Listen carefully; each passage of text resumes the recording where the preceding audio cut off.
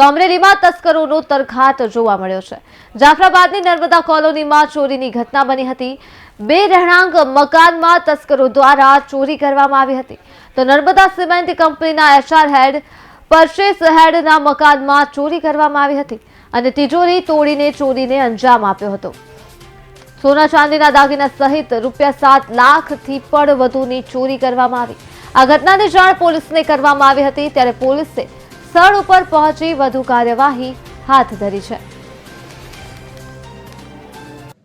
અજીત કુમાર ચોબેએ ફરિયાદ નોંધાવી Jafrabad town police સ્ટેશનમાં કે નર્મદા કોલોનીમાં આવેલ બે બંગલાના તાળા તોડી અને કોઈ ચોર ઈસમે સોનાના દાગીના તેમજ વિદેશી ચલણી નોટો વગેરે રોકડ મળી કુલ ₹7,25,718ની ચોરીની ફરિયાદ નોંધાવી છે।